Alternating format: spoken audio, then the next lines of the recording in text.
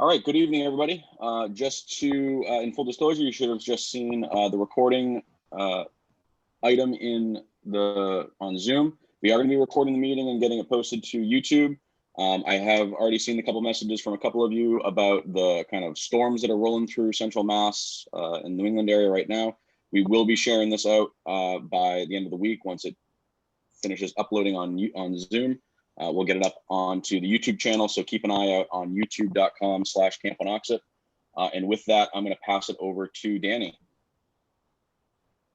All right, welcome to our third pre-camp meeting, I believe, if we're keeping track of where we are. We are ready. 3 weeks from Friday night, we arrive at Camp Wanocksett as a senior staff to kick off the 2021 season.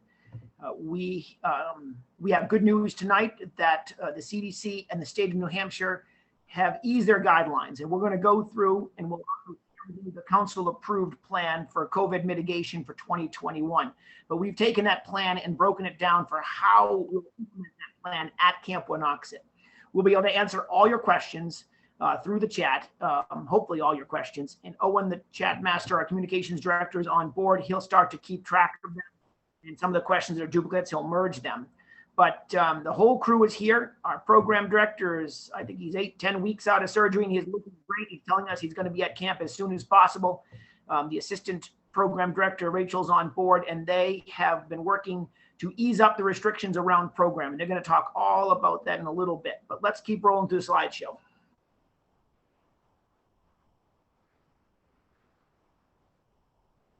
Collins can take the multiple layers of mitigation with this cheese.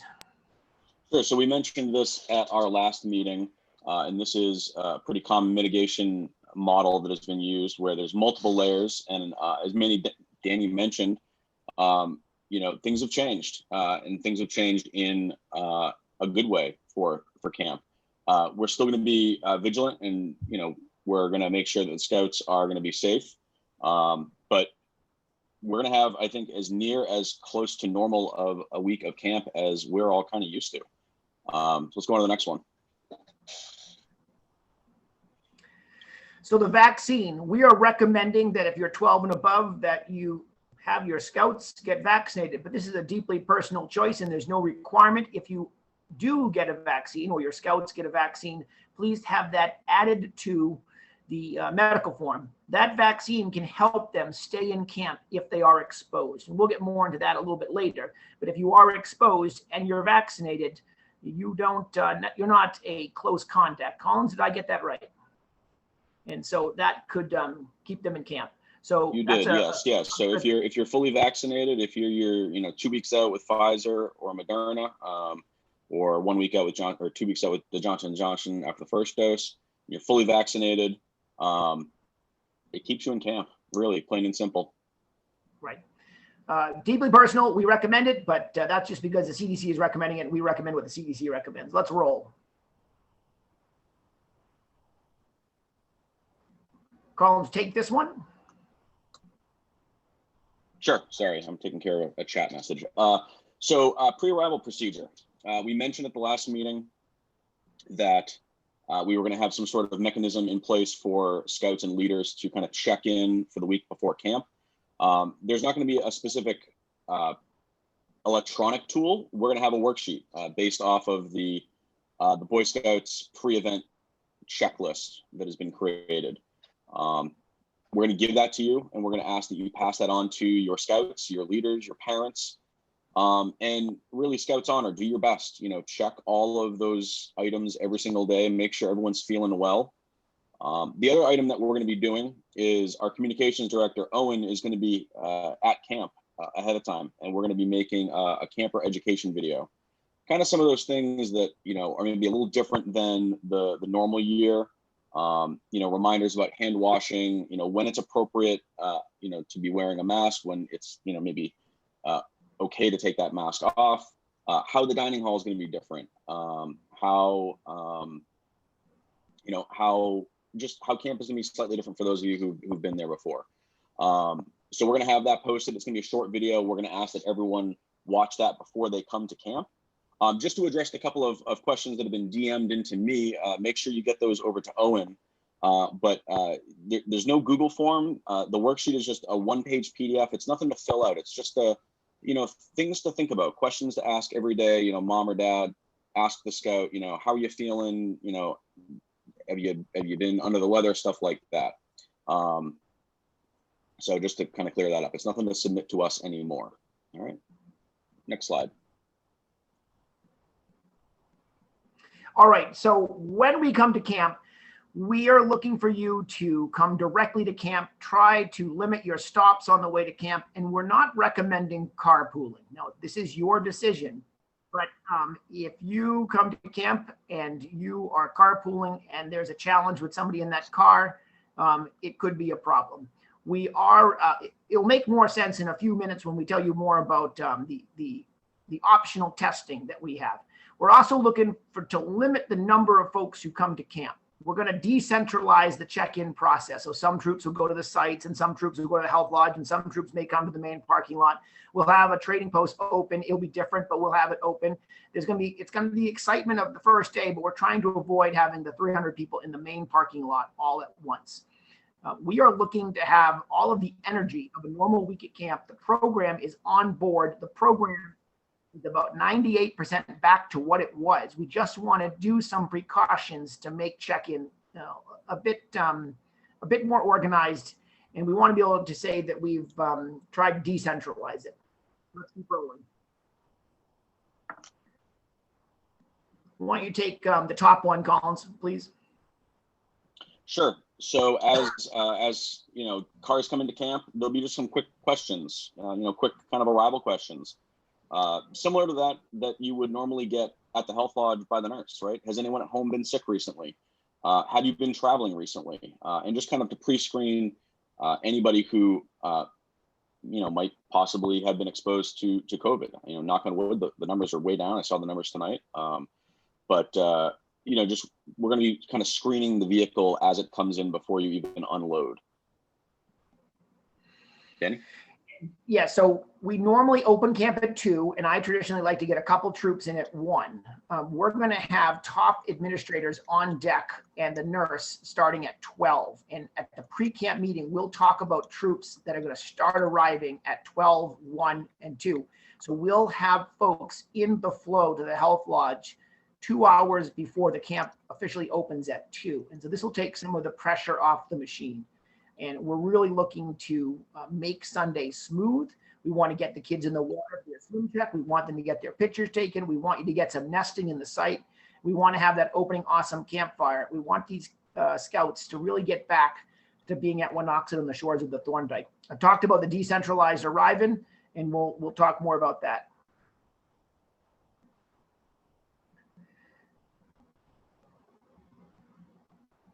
All right, Andrew takes the top one. All right. So that same BSA COVID pre-event medical screening checklist that we're going to be using as a baseline and adding a couple other items to it is kind of one of the things that we're going to be looking to unit leaders to be collecting and turning in a pile of when you arrive at camp. Again, it's some questions around: have people been sick at home? Have you been traveling? Just general health well-being, for the last 7 to 14 days. So that form that we send out is going to be, asked to be used by the parents for the week leading up to camp as just kind of a visual checklist to check in with the scouts. But then when you get to camp, you'll actually be filling out one of those and turning it in. So we'll have ample copies. You could also bring copies yourself. You could tell parents to bring copies, however it works.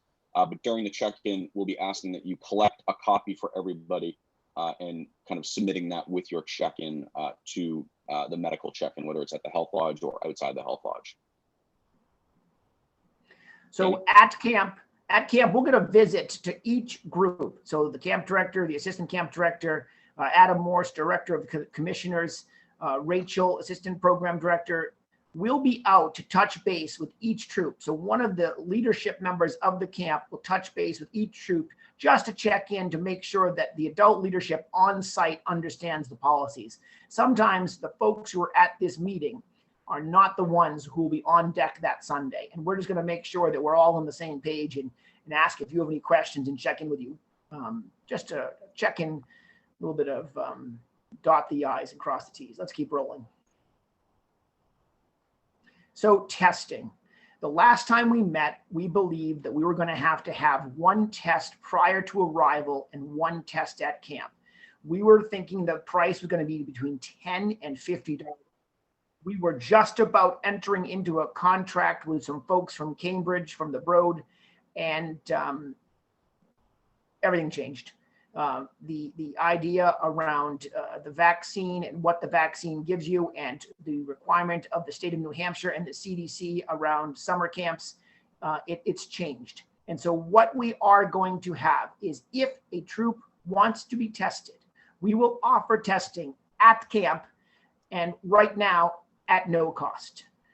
We have a rapid 15-minute, I believe that's an antigen test, Andrew. And we have a company that has donated a large number and looking to get another group of them. So we believe that between the two camps, we will be able to test all those who want to test for 15 minutes. Now, going back to why you wouldn't want to carpool. If you're not carpooling, well, you're going to be together at camp anyways. So in theory, if you're not testing, the carpooling may be moot. But if you are testing and you get to camp and one of the 4 scouts in the car tests positive, that could be a problem for the other 3.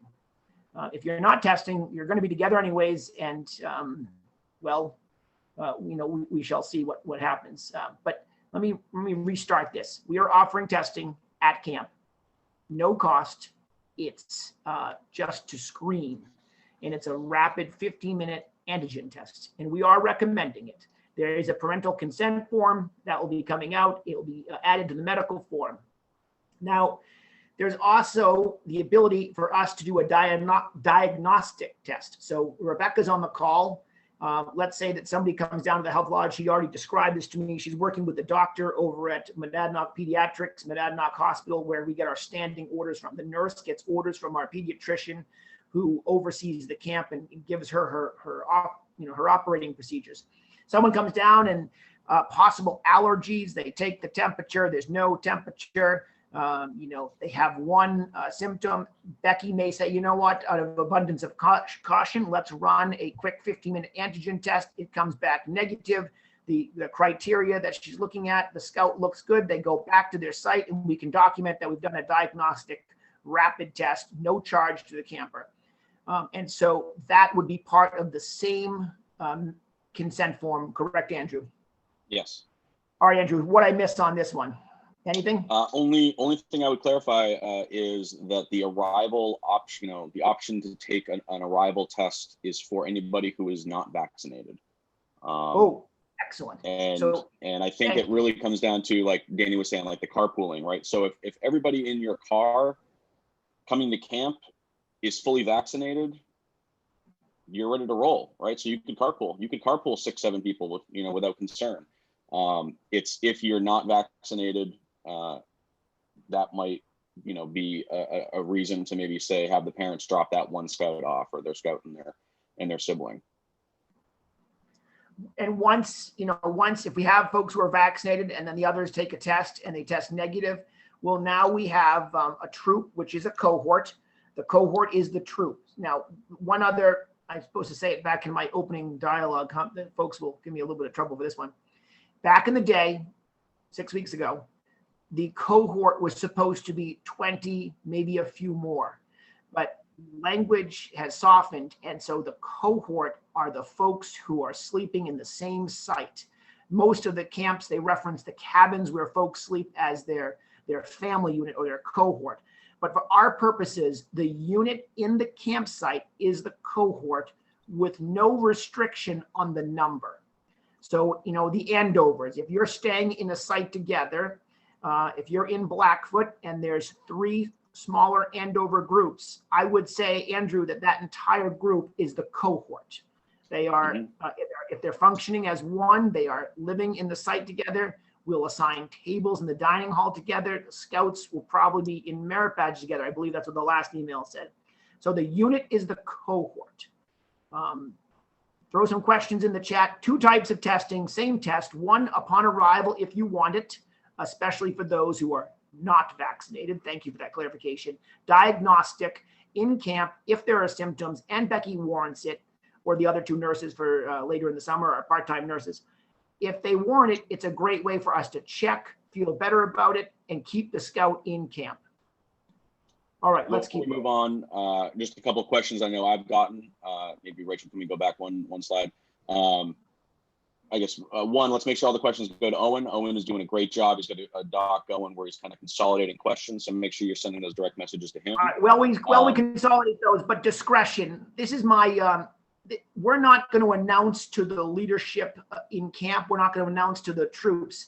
88% of you are vaccinated or you took a test. This is going to be the troop and the parents. It's their decision. We're not going to announce which troops have or have not taken part. We're going to do this in a discreet way. It's up to the parents whether scouts get vaccinated. It's up to the parents if they want to take the test. There are some reasons why it might be in their best interest. We'll talk about that a little bit later when we get to the refund policy and where we are with that. But we want to be discreet and respectful of the scouts. This is their medical history, and this is a medical, it's not a procedure, but it's a quick test. We want to be respectful. Give them a space where they can do it. Enough has happened this year with the youth and the stress and anxiety over COVID. We want to put a positive spin on this and make it something that's done in a respectful, quiet way.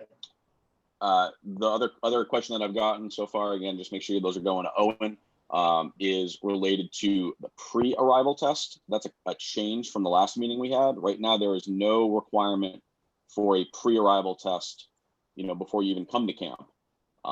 This option that Danny was talking about here for anybody who's non-vaccinated would take place at the camp. Good. I thought I got that. If I didn't, I'm sorry. Yeah, no requirement prior to camp to be tested. No requirement at camp to be tested. We are looking at offering it at no charge.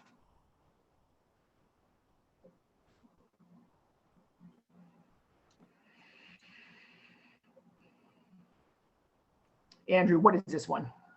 Sure. So this kind of goes back to that the video that we mentioned earlier. We'll be sending out a video to unit leaders. We'll be posting it on all of our social media regularly, and it's going to be a video that's just kind of an orientation for scouts and leaders. And parents, make sure they're feeling comfortable too. But one is to kind of make sure that people who've been coming to camp for years or have been to camp pre-COVID, kind of understand a couple of minor things that are going to be different than a normal year. But also just to make sure that everyone has kind of that same baseline about, making sure we wash hands, making sure, here's how check-in is going to work. Normally it's 2:00. Make sure you check with your unit leader. It's going to be a different time. It's assigned to you, stuff like that.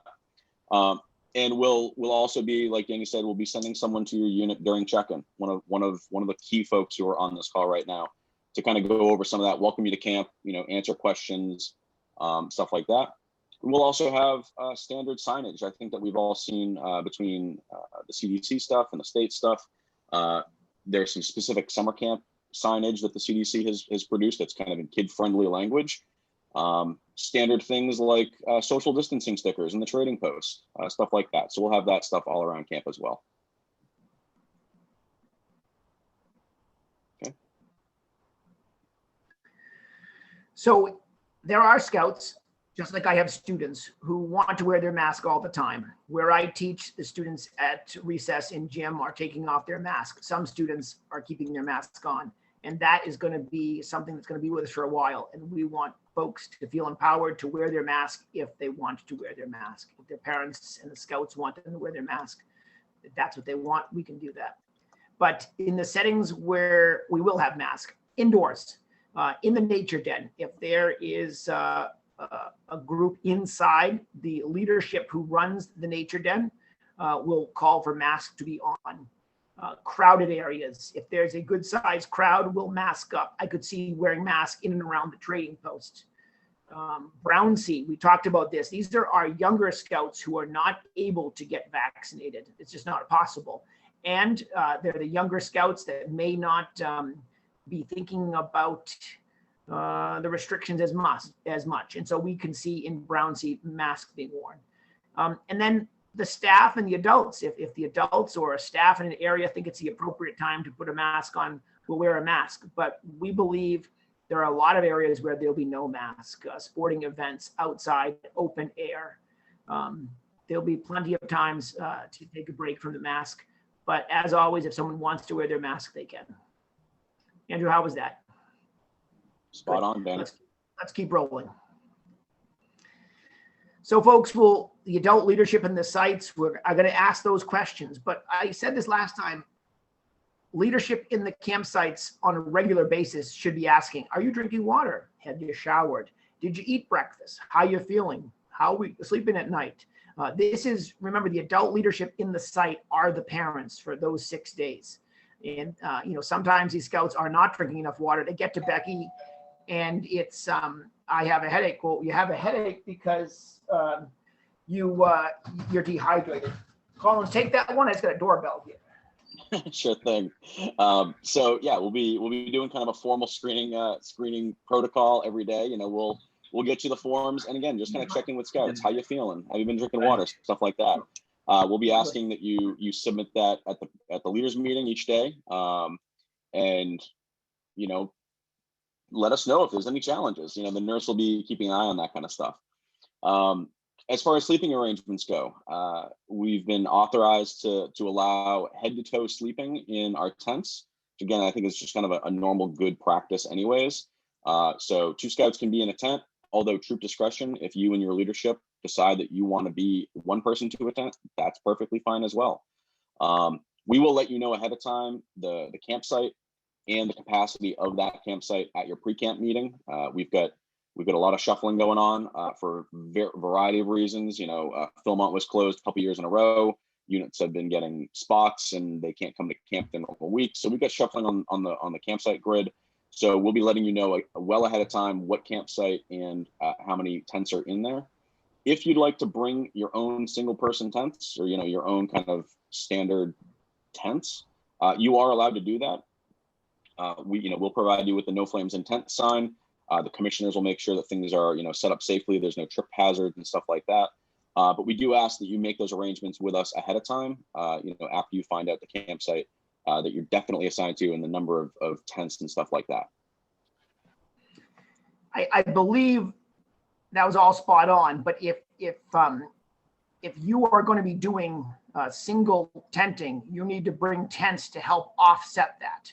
So we're going to have a lot of folks in camp, and scouts should look to sleep head to toe. If that's something that they do not want, bring a personal tent. You might be able to slide the vinyl mattress into that tent and we'll get you a No Flame. But we're going to need folks to help keep things rolling and bring their own tents. So, all right, let's keep rolling here.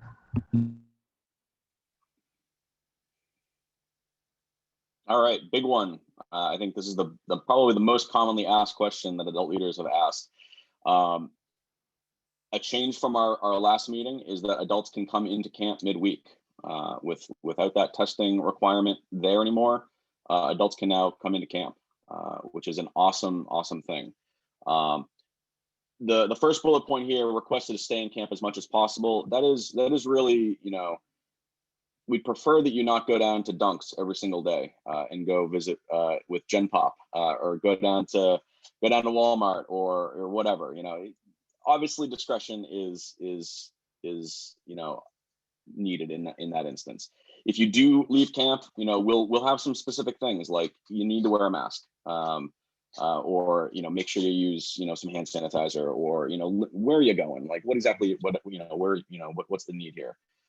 They can arrive midweek, and as well, we teased this at the last meeting. I can confirm it's up and running now. We had new internet installed, so we will have limited availability for unit leaders. Obviously, program from Rachel and Will takes precedent in things like the boathouse, but there's Wi-Fi available. We have a printer that we've secured. You can print stuff out. We can have some phones available if you need to. That is available. So if you were doing remote work and you want to spend more time at camp, that's also welcome. But again, Will and Rachel's program will take precedence. So if they have a virtual field trip in the boathouse, feel free, stick around for the trip to the air fire station, but the business call will have to wait. All right, Danny, you're up on dining. Okay, so we're going to eat by troop or unit, which is the cohort, and we'll be separated from the other cohorts. We'll probably enter the dining hall with our mask on is the current plan. And we'll have several places where the food will be distributed from. We're looking for adult leadership and senior staff to assist in the distribution of food. So the idea is that instead of going into a long cafeteria line, let's say that, Glenn from Holden, he has 30 in his unit. We'll get enough food out to his area of the dining hall for 30 scouts plus the adults. The adult leadership will make sure that those scouts get enough of what they need, but they're not going to have to come up to the central window for it. They will probably form a line in their area, or the adults will serve it up, on one cafeteria table and then get it to the scouts. The idea is that the scouts are not, for this year, are not involved in grabbing the utensils and grabbing the chicken patties off the central platter. We're going to try to just this year really, work on adults and staff serving the youth. There'll still be salads available. It won't be the full salad bar. There'll still be the hot oatmeal and the cereals. We just have different ways of getting the food out. We want to try to maintain one sitting. We'll have some areas outside the dining hall on the south side, some side on the north side, maybe some in front of the dining hall, and potentially the western overlook. We have to keep in mind that whatever we do, we need to be ready for inclement weather. So we're looking to have multiple places where the food will be distributed from, similar to the past, but different.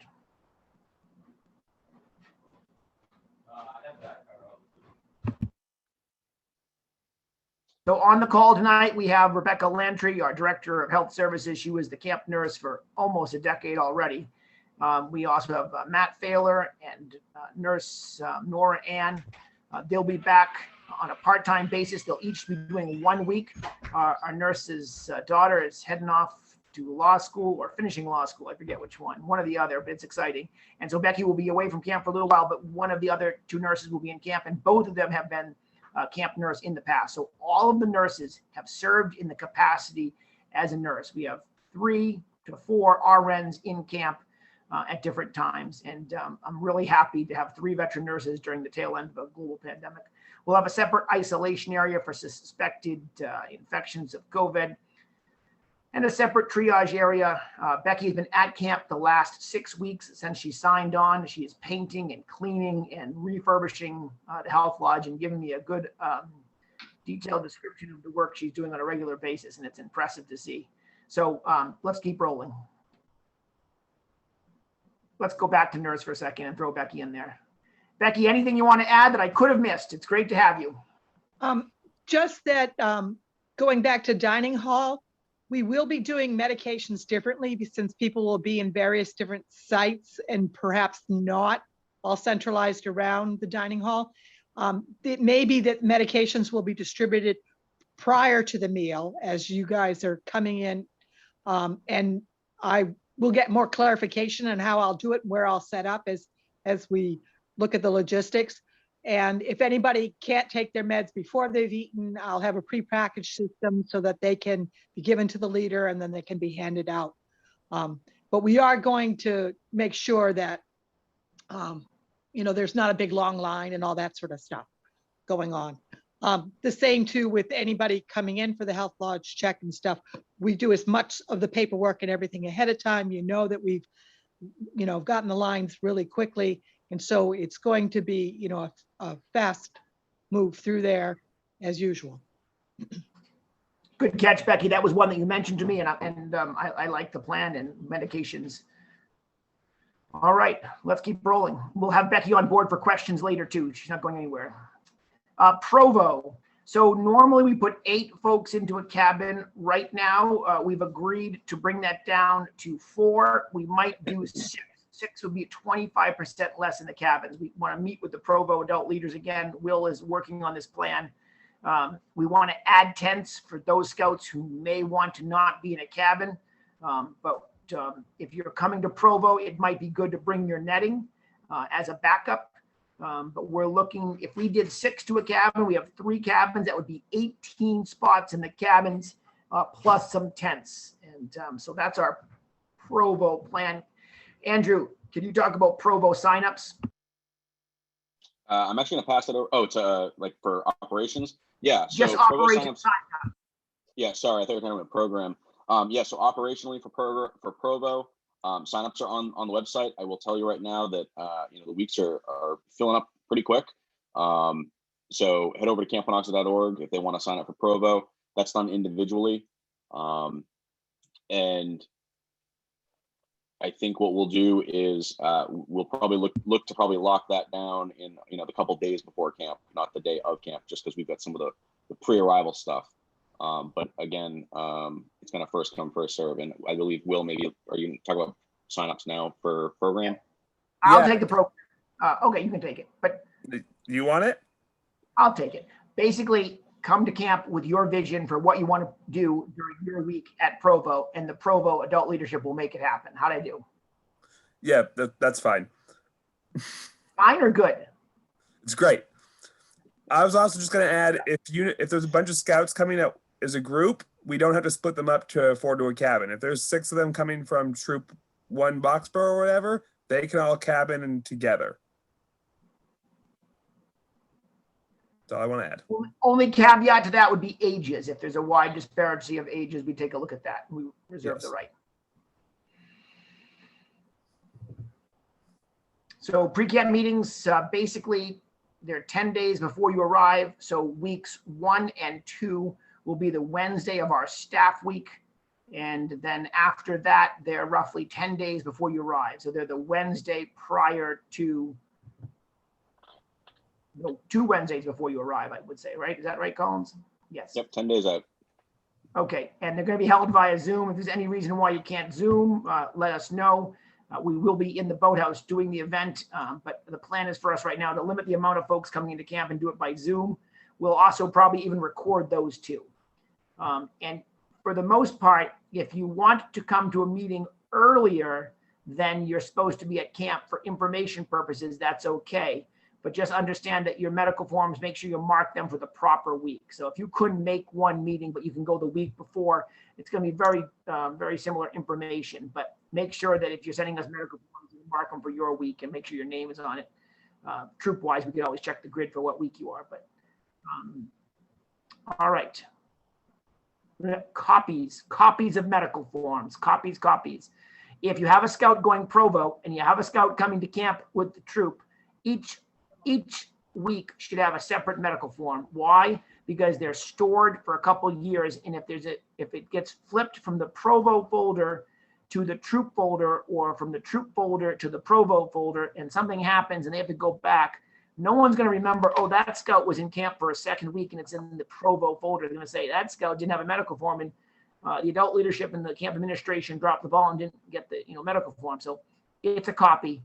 Copies for each week you're in camp, so they're in the proper folder for a historical record. And these are the pre-camp meetings. Also in the leader's guide, I believe. Yep. Let's keep rolling to the best part. Collins takes medical forms, and then we get ready for program. Sure thing. We'll talk about med forms and then pass to Becky for any other items that I may have missed. So this is really mostly just a rehash from the last meeting, right? The BSA med form changed at the beginning of 2020. It was really just a couple of formatting items, maybe 1 or 2 things.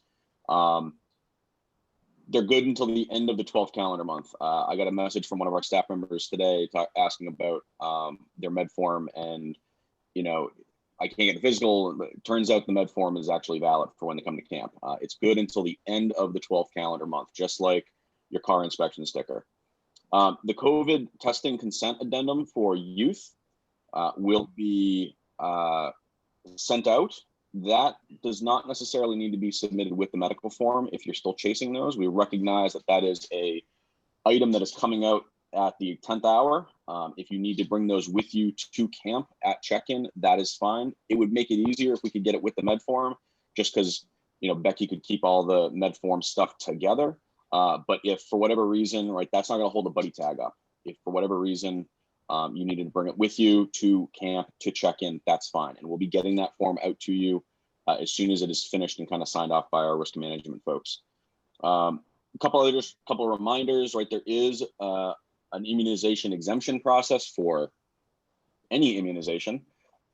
that the state of New Hampshire requires. They don't require the COVID-19 vaccine, but they do require kind of other general pediatric vaccines like you would at school.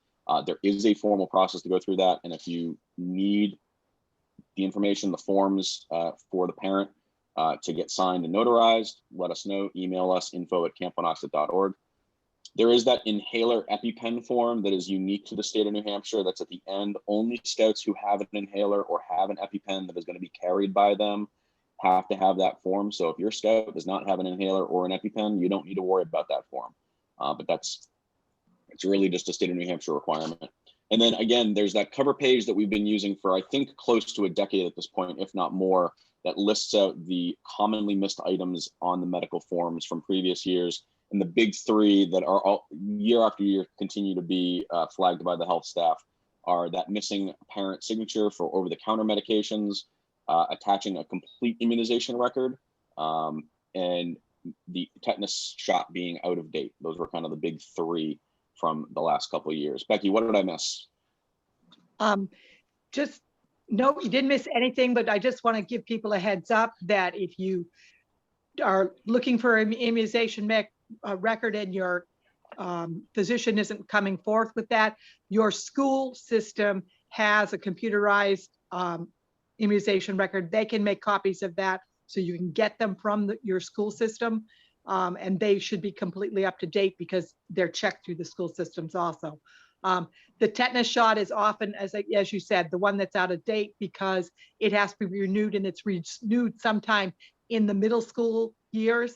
So that's how people think, oh, I'm all set, he's all set. No, it's around the middle school time that's when you're going to need it from your earlier immunization updates, just as a heads up. And the two items, I just looking at my notes from emails that were sent in ahead of time that I forgot to mention. If you do have someone who's received one of the COVID vaccines, they can include whatever proof they've got on their medical form, whether it's a photocopy of that card or, I know someone was mentioning that like their doctor automatically was notified on their medical record electronically that it showed up on their immunization form. That's fine too. The other question we received was, what happens if a scout or an adult was diagnosed with COVID, overcame their 14-day waiting period, and continues to test positive up to 90 days later? Turns out that is possible, according to the CDC. As long as they're not showing symptoms since their initial 14 days, they can come to camp, but we're recommending that you include kind of the initial diagnosis, the tests that showed that they were positive. That way, if for whatever reason there's an issue, we can go back and say, nope, they had it, they were fine, and here's the date and here's the trail. So if you had it within, I guess, 90 days of camp, I would include kind of proof of that and a doctor sign off saying that you're good to go. All right, let's move on. Andrew, before we go to program, there was 3 emails in the last 10 days about allergies. So if you're allergic to food, this will be on the medical form, and Rebecca will flag it, and she will put together a list of who is allergic to what. That gets shared with the camp management and the dining services director, the chef. The adult leadership in camp that week will get a copy, and they will work with the scout and the chef to make sure at each meal that a double check is done to make sure that whatever it is that is the allergen is not in that meal. Now, there are a few cases of scouts who do not want, or the parents do not want, or they don't feel comfortable with the scout eating some of the meals at camp or maybe any of the meals. This happens once or twice a summer. A scout could bring food on Sunday, both refrigerated and dry, in a cooler and in a box, and they would tuck that into the freezer, mark it up everywhere with duct tape and Sharpies. And upon request, a scout could get certain types of almond milk or whatever the certain, and sometimes they have our cereal, but their milk, or their cereal and our milk, all different combinations. And we can work with the scout and the troop leadership and the nurse to make sure that we're getting the meal into the scout. The other thing is, if there's a scout with a real, not as much allergies, but only eats green vegetables and grilled cheese sandwiches. We identified that scout, and the chef will make a grilled cheese and cut up a green pear if that's what we need. We do strange things to make sure that the scouts are getting the nourishment throughout the week. The key is communication and some patience. When they fire the meal, which means 380 meals come through the central window, that comes out first, and then we flip into making sure that we cook exactly what the individual who needs it for nourishment. Now, we're not talking about you don't like our main course, but you'll want something different. This is the scout who needs the grilled cheese and a certain type of salad. We want to work with them to make sure they're eating. The key is it needs to be on the medical form, and the adult leadership in the camp for the week needs to be made aware of it by the scouts and the parents. So the parent needs to communicate. Let's say it's Troop 1 Islington. The parent in Islington would communicate with the leadership who's going to be at camp from the town. As well, the nurse on our end will communicate with the chef. So it's coming from both sides to make sure that all the players know what we need to do. We'll answer more questions about this after, but I want to talk about the general plan. All right, program. Yeah. Hi, everybody. So just for those of you who weren't here last time, I'll re-say that I may not be there for the first week. I'm trying to be, but I may not be there for the first week. For those of you who don't know already, I had a liver transplant about 2 months ago. So I'm waiting for medical clearance. But my plan is to be there. I don't know if that's my doctor's plan. But the good news is these folks got to hear 10 days after your surgery, you are driving, you've been cleared to return to your private school job to work. You're getting up and around, you're moving, you look great, you're feeling great, and you lost some muscle tone in your stomach, but you're rocking and rolling. You don't need to make fun of my lack of muscles. All right, next. They cut through them. I mean, it's okay. You gave me quite a description. Okay, so some changes from last time. Patrol time is going to revert to the normal sign-up process. We anticipate having regular flag ceremonies, so that will allow for those sign-up processes as well. However, we are still going to be using all those Google forms I sent out, simply because I didn't want to put something else on you guys, a new change, something new. I'm just going to go in and make some of those questions optional rather than required, so that way you don't have to answer them. As Danny said earlier, cohorts are full troops. If you have 8 kids or 80, as long as you're sleeping in the same site, you are good to go. Subcoding for merit badges, once again, we're going to use the same form, but it's a little more relaxed. If you cannot get an agreement, if there's just such divergent interest that you can't get scouts on the same page, you can use the lone scout form for them. Or if you just have buddy pairs, that's fine as well. My ideal is to keep those groups of 3 or more, if simply because it helps with contact tracing and for limiting exposures, especially for people who are not vaccinated, which luckily for us is just probably most of the younger kids. And those are the ones that will, typically always do Brown C, probably do swimming and something else. So those ones should be relatively easy to sub-cohort. But once again, if you have challenges, feel free to use the lone scout one or just have 2 scouts together, whatever it may be. If the form right now only gives the option for the size of the sub-cohorts to be 3. If it's 2, just write NA for the third name. But we are still asking us for those registrations 10 days prior or at the time of your meeting, just so that we can put it into our system and look for any red flags. But like always, changes can be made on Sunday. So that is going back to how it's always been. And we're also not going to be asking for any more for the alternate badges that are on the form. However, I can't change the form yet anymore because it's been published and people have filled it in.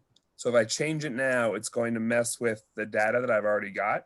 So just leave that blank if you prefer, and that'd be fine. Will, clarification, because I'm not following you and I know program pretty well. You're talking about the alternate badges. What's another name for those?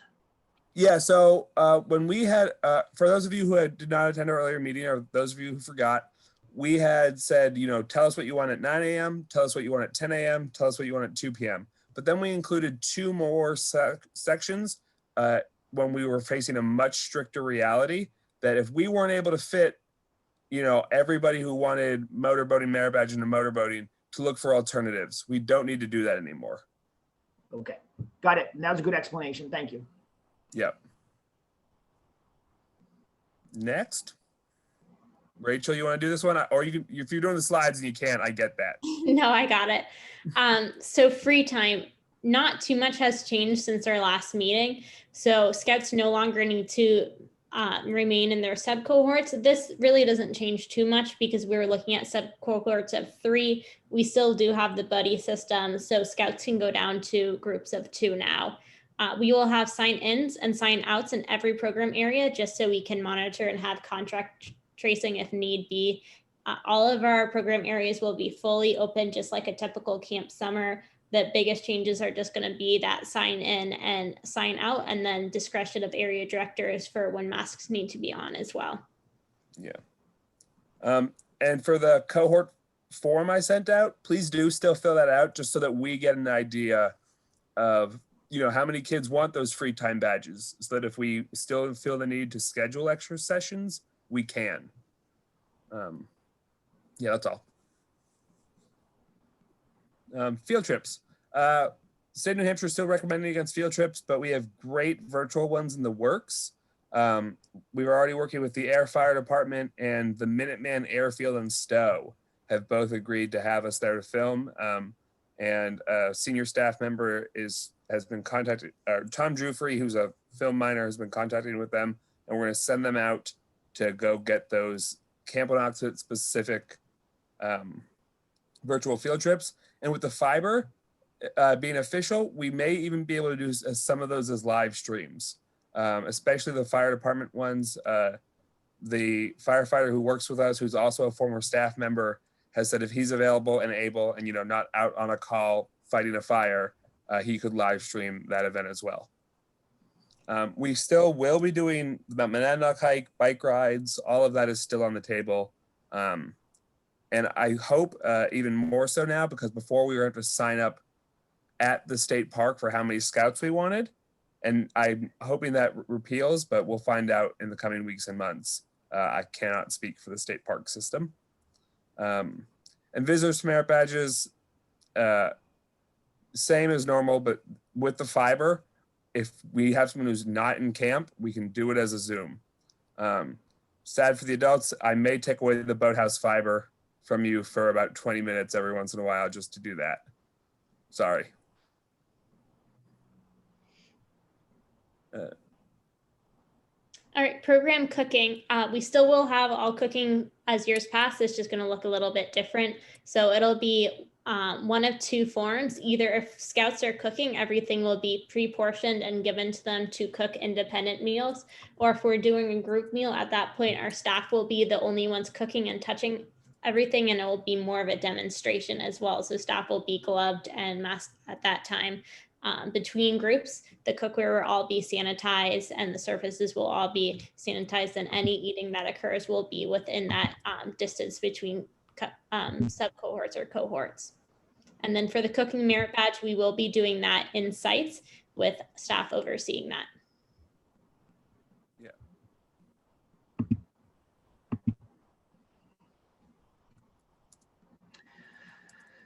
Okay, so let me jump in here. I believe that we had quite a lot of restrictions the last time we got together. And my fear as camp director is that there are scouts out there who are not coming to camp because the word they got was it was going to be quite restricted. I actually believe the camp would have been quite fun and we would have had an awesome program, but it would have been with some modifications. Where we are now is a better place if you want fewer restrictions. And so I'd ask you to reach out to your scouts in your troop who are on the fence and see if we can get them to come to camp and experience another summer. They missed last year, and we would love to have them on the shores of the Thorndike. Camp is a very special place, and I want them to come to camp if at all possible. And if there's something special that I need to help to get that scout to camp, shoot me an email. Also, if you have crossovers, crossovers who are joining the troop who may want to come to camp. We can get them that early bird, and we want them to come to camp. So crossovers and scouts who are on the fence, let's get them to camp. And any questions, shoot them in the chat. We'll answer them a little bit after about that. Thanks for letting me in on this one. And if there's program things that the kids thought they might miss, feel free to CC me on those emails as well.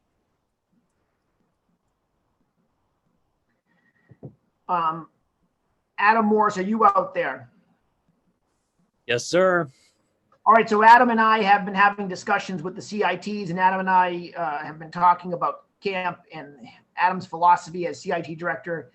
He's amazing. He's just about to, well, let's talk more about that later, but we have one female CIT right now. We had 2 10 days ago. We have 1 right now. And so we are reaching out to all the units, Scouts, BSA, female units. We would love to see another 1 or 2 CITs who are female to join the ranks, and to, we want, you know, everyone to feel comfortable. If we have to, we'll make my daughter into a CIT for the week, but we want to, we want someone to, you know, we want fellowship among the genders in the CIT division. So if you can help us with that, that'd be great. Adam is the contact person. Adam, anything else that you want to share with all these folks about CITs for 2021? Just like Danny said, I mean, we have females on staff. We have 1 female CIT, 1 backed out. You know, it would be really great to have some female CITs as role models for the campers writ large. And I recognize that many of them have not been to camp before at all with newly formed units and so forth. However, there are several CITs, including that 1 female, that haven't been to camp either before, and they're really stepping out, and that's really impressive. And if anyone feels a little apprehensive, that's totally understandable, but we're, you know, working with everybody to provide them all the information they need if they are interested in the program. And, you know, it's going to be really great. We have 25 people right now. We're happy to interview many, many more, and would love to have several more females if they're interested. That was what I was hoping you'd say. So there's still an open door. They would have to go through an interview process with Adam, but we can get them caught up. There's some trainings online, but we could get some more CITs on board. And even when you're at camp, if you have someone who might be interested in 2022 or jumping on board for 2021, if they're on the fence, introduce them to Adam. And we are looking to 2022 already to get ready for our next staff. And so this summer, we've been talking about making sure that we get out and meet the troops and find potential counselors for 2022. All right, let's see where we are, and let's go to chat and start answering questions. Cool. We got a lot of really great questions, but I'll start off with some quick program ones. Will, what Yes. adult activities will there be this year? Will Ranger Jack still be available? Things like that. Short answer is yes. And everything you normally expect is the short answer. That's what I got. Great. They're all in the leader's guide, and we're offering all of them. Yeah. Awesome. Here's a great question for Andy. Does the early bird price only apply to crossovers now, or could it also apply to maybe some foot draggers that need a little bit maybe late convincing? I'm going to pass that one to Danny, I think, actually. Shoot me an email, and I'll check with the finance people. But it is a strange year, and so I could see maybe some wiggle room. But shoot me an email, and I'll check with headquarters and see where we are. But we love to get scouts to go to camp. Will swim tests still be administered on the first day on Sunday? Yeah, but you know, like Danny said, it'll just be more structured. So rather than having people go and wait necessarily at the waterfront, you know, we're going to expand that time frame further back to noon rather than 1. And the short answer is yes. It'll just be, you know, slightly different like everything else, but hopefully actually easier. Awesome. And is the merit badge schedule that was in the leader's guide still accurate? Yeah, so then you can also, I'll drop something in the chat here that has all of the program information you'll need for sign up. Just give me 1 moment. I have to go to my drive, and I'll drop that in. It has the merit badge rosters, a video explaining how program will work, a letter from me, a whole bunch of stuff. But short answer, the merit badge schedule in the leader's guide is the accurate schedule. That is correct. Excellent. Awesome. Rachel, are there any age minimums for merit badges or other programs? Yeah, so when we're looking at age minimums, we're looking at the COPE program, which is 14 and up. We are looking at the Supernova program, which a little bit less strict, but we're also saying 14 and up for that just because of the rigor of the program and what is involved. And then I'm going to call on a friend on this, Will Shotgun, I know has had weight or age restrictions. Weight.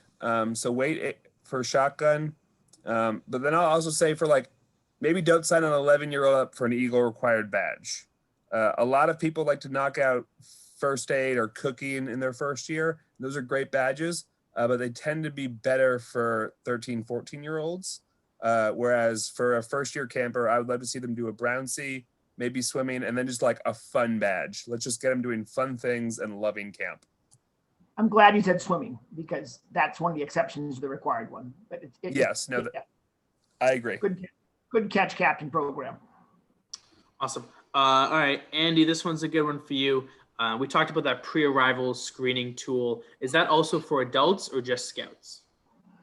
Yep, it's going to be for anybody who's coming to camp. It's not specific to youth or adult. It's very much like, how are you feeling? What have you been doing? Who have you come in contact with? And again, it's for the 7 days up to camp. It's just a general, kind of the analogy I was using with someone else, on the planning team was, surgeons and pilots use checklists for a reason. We're going to go through this. It's a good best practice for people to check through and make sure that they're feeling well. It's just the one turn in when they get to camp. They could even fill it out at camp. Danny, if a troop has a troop trailer, can they bring it to camp? And if they can they bring it to their campsite? Yes. Check with me to make sure that the campsite you're in is actually the campsite you're going to. And yes, be careful. Try to get it off the road. Bring a 5-gallon bucket to put over the trailer hitch so somebody doesn't impale themselves or fall over it at night. Cool. Pro tip. All right, Andy, here's another one. We talked a lot about getting tested on arrival. If a scout or a unit leader or something like that wants to get tested before they leave and go home, is that available? Let me just make sure I'm getting the question right. Before they leave camp to go home? If they want to get tested on a Friday or Saturday before they go home, yep. Or probably a Thursday. That's definitely an option available if you needed it. I think we did get one question about someone who was traveling after camp and they needed a test because they're going international, I think. That's totally fine. If you needed to drive down to, I know the Rite Aid in Jaffrey, the Rite Aid in Peterborough are all offering testing. Andrew, but our antigen may not be enough to travel international, correct? I believe so. Yeah, most of the international travel is still PCR based. So Rite Aid is definitely going to be doing testing, we believe, and it's right in town. They'll give you the PCR. But yeah, no problem. Yep. All right. We had a question about the dining hall. We talked a little bit about adults and staff kind of serving a lot of the food in the dining hall. Will waiters still be cleaning up after the meal is done? Yes. So the idea is to not, right now, the waiters will come and they may get a box of plates and silverware and bring it over to the table, and they may bring some stuff over the table, but then the meal will get fired out the central window. The adults or staff, depending on the troop, will plate the food, give them to the scouts. The scouts will eat. We'll have pitchers of water. The scouts will definitely be able to pour their pitchers of water. That was a decision made. But at the end, the scouts will help clean up the table, hand sanitize afterwards, sweep, put up the benches and put it away. We'll clean our hands or use hand sanitizer upon coming into the dining hall, and waiters at the end. We had some questions about the testing consent form. I'll lump two of them together. First, when is that due? Just to be very clear again. And if somebody does not consent to be tested, do they still have to turn it in? So it is really, it would be useful and helpful, I think, to Becky and her team to have it turned in with the medical forms. But again, recognizing that this is coming out at the 10th or 11th hour, it could be turned in upon arrival. It's a very basic, name of scout, name of parent, signature of parent type form. So we will have a stack of those available as well. If a parent, forgot to do it ahead of time, we can have that at check-in. As far as not having it, it simply means that you would not consent to any sort of diagnostic testing, especially because I'm kind of assuming if you're not going to turn in the consent form, you probably don't want a arrival test if you're unvaccinated. If you are not consenting to have a diagnostic test done, you're eliminating a tool in Nurse Becky's toolbox. And honestly, she probably can't do her job 100%, and she's probably going to waver in the direction of let's call home and come get picked up. The diagnostic testing could save a scout who might have allergies and an upset stomach because they haven't been drinking water by doing a quick rapid antigen test. Did I get that right, Becky? That is correct, because if it's going to be hot during the summer, so somebody could be running a slight fever that has nothing to do with being sick. But if I see a fever, I see allergy type symptoms, and then I see a stomach ache and all this kind of stuff, I'm going to go, hey, I can't be sure. For the safety of the entire camp, that child's got to go. Because Andrew, I think we want folks to be tested upon arrival, but it's not required. But there is a way that you could have a consent sign for diagnostic purposes, but you're not getting tested upon arrival. Is that correct? Correct. Yeah. The form is one consent for the test because it's all the same test. For the I don't want to say pre-arrival, for the arrival test, I keep mixing my words up. For the arrival test, if you're opting into that as an unvaccinated person, we'll be asking unit leaders to get us a number of tests ahead of time and a rough idea of who is doing that. But yeah, you could sign the consent form but not get tested upon arrival. That's completely correct, Danny. But still keep the tool in Becky's toolbox. But still give the tool to Becky in her toolbox. Yeah. Right. Yeah. Should we Andrew, do you want to take a stab at refunds and how it relates to vaccines at this point? Is there a slide on that? I know we looked at something in print the other day. Yeah, actually, Owen, this is probably a good time. Can you drop the full HNE COVID mitigation plan? So the risk management team, the executive board, volunteers, myself, Danny, Kelly down at Treasure Valley came together and wrote a very high level mitigation plan that the camp directors could then take and customize to their camp. The very last item, which Owen has just dropped into the chat, which you should be able to take a look at, is the kind of updated refund policy. So our refund policy has always been, if a scout is sick, we're gonna send them home to get them out of camp. Obviously, they have an upset stomach or a fever, we're gonna send them home. Typically we prorate that based on how long they've been in camp, based on how many meals they've consumed. This year, one of the things that group added in was that if they do not consent to diagnostic testing and the nurse decides to send them home, there will not be a refund, mostly because you're taking a tool away from the nurse in that respect. So really, really, really highly encourage people to, I think in the order of things, get vaccinated, consent to testing, and if you're not vaccinated, maybe consider getting an on-site arrival test from the camp. Those would be kind of my order of items. If you are a close contact ahead of time, right, we're all used to at this point, maybe the phone call from public health about a close contact, although the numbers are way down. If somebody is deemed a close contact, the full refund. Just don't come to camp. We want to keep you out of camp. You can always come a later week, but we'll give you a full refund in that respect. If somebody comes down with symptoms and tests positive, and we use that rapid test, they'll get that prorated refund. And then anybody in camp, if we do have to do any sort of contact tracing, we'll mention that when you go to program areas for open program, we'll have scouts, signing in and out, just to do some contact tracing. We obviously have the merit badge schedules. If for whatever reason, somebody who is unvaccinated is deemed to be a close contact by the nurse and public health, then, they'll have to go home. That's just kind of the rules. And we will issue a prorated refund at that point, because honestly, it's not really that scout's fault. So those were kind of the kind of addendums to the standard refund policy. That's the last item in that document that Owen shared with everyone just now in the chat. All right, great. Back over to Will. Will, can scouts finish unfinished merit badges from previous summers, maybe like water sports, which is one that usually takes a while? Take that record, whether it's the blue card or something from the troop, to the area director, and they'll work out a time during free time for that scout to work on that badge. Awesome. And a follow-up, not really a follow-up, but a program question again. In past meetings, we said no Wednesday night family barbecue, no tap out ceremony. Is that still standing? Yes. Oh, okay. Sorry. Dan, take it. Yeah, no, just at this point, we're not prepared to bring a couple hundred people into camp midweek.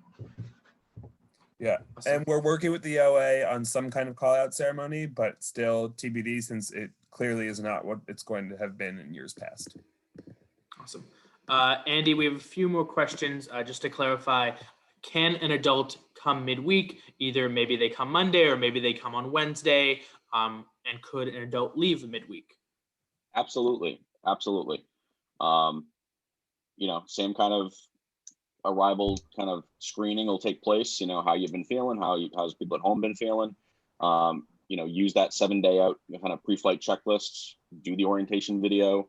But yeah, you can come, you can leave. Very different than I think, believe it or not, it feels like time is flying by, but I think it was only 1 month ago that we were telling everyone that we would have to have adults come only on Sunday. So yeah, they can come any day of the week. What we want to shy away from, however, is, you know, we don't have Wednesday night barbecue. We don't really want parents coming up. And I think that the example that Danny was given last night in our pre-camp call, you know, we don't want a mom or dad coming up with the cake for their birthday on Tuesday and dropping it off and going to the campsite. That's really not the definition of an essential visitor right now. You know, parent can come in for a couple days at a time. We don't want the kind of drive in, drop off, go see Johnny, go see Sally, see how they're doing. You're there as a leader or you're not there as all. And our policy about no midweek was based on CDC in the state of New Hampshire. That was not something that we came up with. There was a lot of emails in the week afterwards. That was a hard pill for us to swallow, but that was because it was the recommendation. Thank you, Owen. Awesome. And if an adult is maybe only staying 2 or 3 nights, do they still need a medical form? Yes, everyone needs to have a medical form. Adults especially. I think we've all been working from home the last year or so and have a little less physical activity. You need a medical form. If you're in camp less than 72 hours, you can get away with parts A and B, but you're not going to have fun. You can't go to the water. You can't shoot a gun. You can't go climbing, stuff like that. So really get your physical if you can. And can adults administer their own medication? Yes. Awesome. They Can always medical... They just have to have it under lock and key. So that's in the glove box, locked, car, locked box, that's fine. Adults have always been taking their own medicines.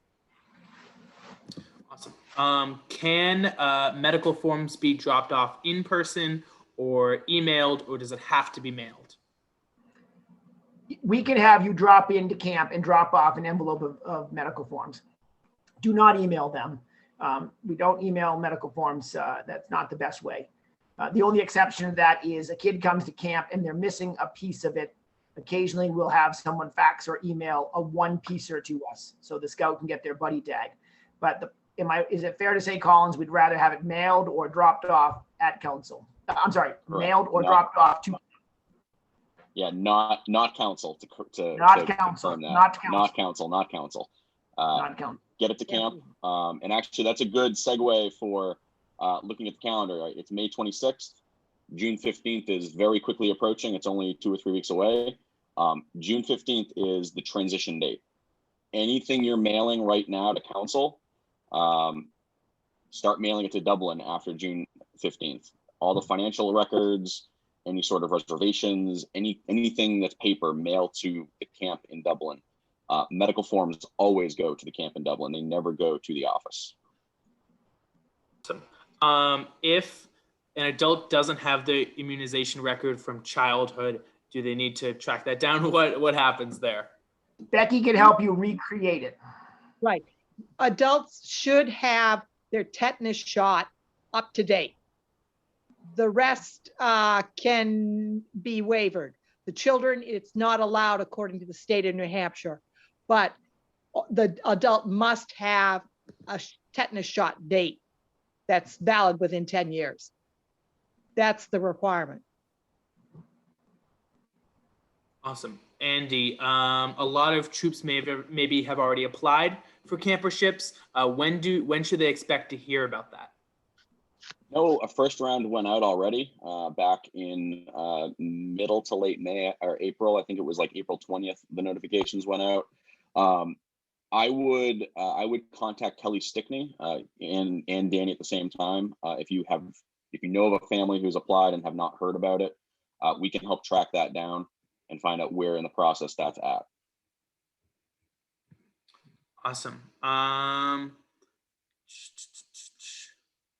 If a troop is coming week 1, and that pre-camp meeting is not 10 days before camp, it's only a few days before camp, because it's the week before that Wednesday, is it okay if medical forms are turned in that Wednesday rather than the 10 days? Yes. Great. You could also mail those to camp 10 days out, and we'll be arriving, I think, 9 days before your arrival. So the sooner you get them to camp, the better. Becky, if they're on site when we get to camp on the 19th, that Saturday, Becky could get them that Sunday, and she may have her hands on them Monday. And when you get to camp on Wednesday, she might even have your list already done for what needs to happen. So yes, we'll take them Wednesday. We'll take them Wednesday. We'll take them before too. Yeah. You agree with that, Becky? Yes. Any forms that I have ahead of time, I pre-screen and have all the problems listed out. It helps me as opposed to the fast frenzy that we've normally done on a Wednesday. Great. Can a parent and their child stay in the same tent?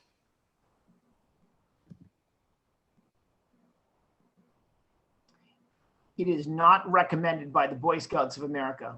It's in the last couple years, Andrew explained it to me really well about a week ago. Andrew Collins, you want to take this one? Yeah, I think that's one of those loopholes, unfortunately, that it's sad, but that's how some child abuse can take place. So BSA Youth Protection says that youth stay with youth and adults stay with adults. And remember that for those of you who are in venturing, right, there's that 18 to 20-year-old kind of youth plus young adult, whatever you want to call it. They're almost their own little subhort, right, of sleeping arrangements and program. You want folks to stay in their lane when it comes to housing. Under 18, 18 to 20, 21 plus. There's also the youth protection rule about, sleeping no more than plus or minus 2 years. So you don't want the 11-year-old to be in a tent with a 17-year-old. That's also just good practice for youth on youth abuse prevention. Cool. So we've talked a lot about changing the check-ins to look very different and much more structured, and troops will be asked to come at a specific time. When should they expect to have that check-in time and location? At the pre-camp meeting. And awesome. I don't think it's going to look that much different, except for we may have some troops going directly to the site, some troops going directly to the health lodge, some troops going to the shade of the OA field. We're just going to try to have it so we're not all coming into the main parking lot. And so we're going to break the rule that we don't want you to drive to your site for some troops who are willing to play that game. And what that will do is it'll get them direct flighted to their site. And so I'll have a protocol for being careful and driving in with your cars and dropping off by road, and we'll have staff. But yeah, we're also going to add an extra hour to the check-in process. The entire staff will not be on deck, but top leadership and nurse will. Danny, I want to just clarify too, because I think I'm guilty of it too, just with the admin team having a deep bench as we have. We're doing pre-camp meetings on Zoom. People are not coming to camp on that Wednesday night pre-camp, correct? Correct. Okay. I think a couple of us misstepped earlier. You're not coming to camp on that Wednesday beforehand. You're getting us your med forms and then logging on to a Zoom. Right. We've been talking about coming to camp for so long on Wednesdays. Yeah, I know. Speaking of pre-camp meeting on Zoom, what time will that be at? 7. Great. Can we guarantee that antibacterial soap will be available at hand washing stations, campsites, dining halls, program areas, or should troops bring their own? Troops should bring some antibacterial soap for their own latrine. We will have some, we will give it out, but crazy things happen to soap. And that is the troops' latrine. And so that, if you have a latrine washstand in your site, please bring some soap for yours. We'll stock the Clevises. If we don't see it, it needs to be reported. We need to get some. The kids throw it down the hole. They do crazy things with it. We need to make sure that we have soap all the time. It's going to be a key component. It's not just coronavirus. It's summer noroviruses. It's a constant problem, and all of us need to make sure that we're fighting the good fight about washing hands. Staples was very generous and donated a couple hundred bottles of hand sanitizer, and we'll have that different locations around camp. And so, yes, bring soap. We'll have soap. Let's always have extra soap. And Awesome. the soap and the rope ferry will be around to make sure that there is soap at every station. Yeah. Becky was the original soap on the rope ferry. If you don't know the trick, she takes one of those plastics. What do they call, Becky? The scrunchies, and then you can take them apart and put the soap in there, so you still have something mesh. The soap stays dry, and you can scrub up your hands with it at the same time. Great stuff. Right. It's a nice technique, and Becky's a master of going around and putting them up, and she ties a serious taut line, so it's good. All right, Awesome. Let's keep going with questions. When will units know what site they have so they can plan according to tents or other things? 90% of the time at the pre-camp meeting. The only thing that throws me off is when a troop at the pre-camp meeting has a bump in numbers, and it has a domino effect at times. So if you've got your numbers in and you've paid for the number of scouts that you have coming, I can take a look at the grid and make the magic work. But if someone arrives with an extra 9 kids and I have to have them change sites, it often is a domino effect. In most cases, at the pre-camp meeting. Awesome. We talked a lot about the shower houses in previous calls. We didn't really touch on it a lot today. What changes might have been made with there? Are showers still assigned? How does the cleaning work? That sort of thing. Well, it's interesting. We've been reading a lot about showers and cleaning showers and the chances of getting COVID from showers, but we want to make sure that an adult cleans the shower on a regular basis, on a daily basis, multiple times a day. Adult member of the maintenance division cleans the showers. To be determined if we go individual showers to troop or we open up the 16 individual stalls and just have them cleaned on a regular basis. That one is we're still going to talk a little bit more about that. Awesome. Will, I have an important one for you. Will songs be sung in the dining hall? When will songs and skits be sung? Excellent question. So the good news is a full campfire is back. So instead of doing sessions or 2 smaller ones, or instead of doing the OA field or the main field, we're going to meet back in the amphitheater with the lights and the AV, singing songs and all that. The indoor singing is still probably not going to happen. We'll still be doing announcements, but as of right now, we will most likely not be doing indoor singing. However, we may modify so that for those who come to camp before are familiar, before we go into lunch, we all tend to be in and around the dining hall anyway, and it may become a before lunch tradition this year rather than a right after the meal inside tradition. But we're still getting that out. Awesome. Danny, what kind of donations from troops is camp looking for this year? Well, that's a good one. I don't know. Let me get something up and out. But I know that we would love to replace between 10 and 12 picnic tables. We did not do any 2 years ago, and so we're behind a little bit. We could be building them. We could help in with the price of lumber.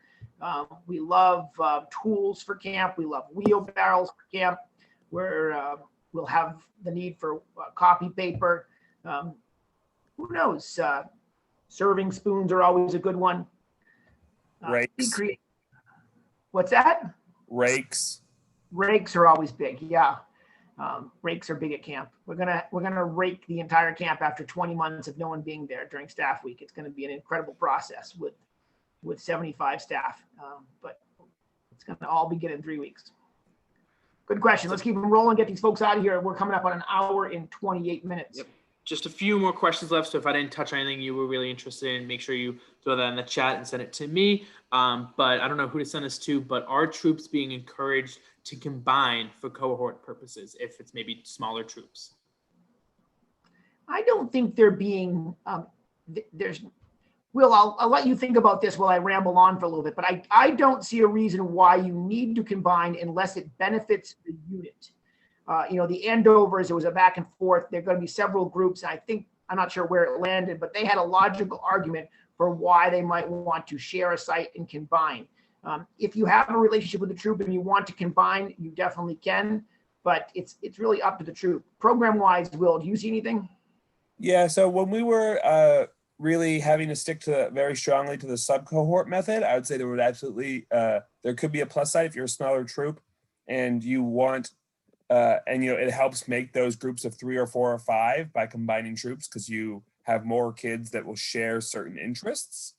And if that's still the case and you still want to do that, I would say sure, go for it. And I don't even think you necessarily have to share a site for that, but you could sign up for the program as one cohort or, 6 different smaller sub cohorts, if that makes sense. Dan, was that clear? That's clear. If you find out that when you're at camp that you're sharing, Little Sioux and Big Sioux with another troop and the relationship is good and you want to participate in activities together, we could, in theory, merge you as a cohort at camp. Yeah. We're still following the cohort guidelines because they're in the best practices, but there's no requirement to do this. We're doing it because if you're going to be staying in a site together and you're going to be having s'mores at night around the campfire, you are in theory, a family unit at camp where you're staying together. So there's some real flexibility here. Awesome. Can troops come and get camp ready if they want to help out and give some service? Shoot me an email with your vision and I'll see if it will work with ours. When we're at staff week, we're doing, I hope the labor inspector's not on, but we're doing, 35 hours of training and 35 hours of setting up camp. And so our staff week is pretty boom, boom, boom. Are there opportunities before that to help? Yes, shoot me an email with your vision and we can figure it out. Awesome. Andy, if a family has already paid, can they still apply for a campership? Yes, they absolutely should fill it out and also send a message to Danny and I that, there's an inbound one and we'll make sure it happens. I think this year, we say it every year, but this year more than ever, we don't want to leave kids at home. We know what kids have been through for the last 18 months. They need camp just as much as we need camp. More than, it's a long day. Okay. Collins, help me talk this one out for a second with the folks. A troop emailed me in the last 36 hours. They're going to have one fewer camper. And they asked, would we refund it? Absolutely. But let's not refund that right now. Let's, when we get to camp, do a final check. You paid for 25, you only have 24, but you then want to pay for, 13 photos and you want to pay for pizza and you want to do this and that. We'll settle up with you at camp and do the final checkout, and you can still refund the scout in your troop. But let's not have checks going in multiple directions, because what can happen is we're refunding one and then you get to camp and you actually want to add one. And now we're chasing each other's tails with refunds. So did I get that right, Collins? Yes. Okay. So whatever you paid right now, let's settle up at camp. And if we owe you, we'll pay you back. We're not worried about the refund, but there's a chance you might add someone and it all comes out in the wash. Awesome. Photos. Photos are Can $13 a year for photos. It was at 11 for, I think, 6 years. It's gone to 13. JR Photo will be doing our processing. We'll have the embossed frame, and it's a great piece of paper that has a photo that's not digital, that will not disappear, and you will not have to have it transferred to another digital device. It's something that will go on with the Scout in theory for a long time. And so if it's available, we'll do those photos on Sunday. But I wanted to get that out there because I know that's a question. awesome. And off of photos, too, is there going to be pizza on Friday night, and can troops order Class Bs? We're meeting with the Class B people on Wednesday, and that one is a possibility. We'll definitely shoot you the link to B's Tees, where you could order your own through them with our logos. I don't know if we're going to be the middle person on that one at this point. There was another question in there.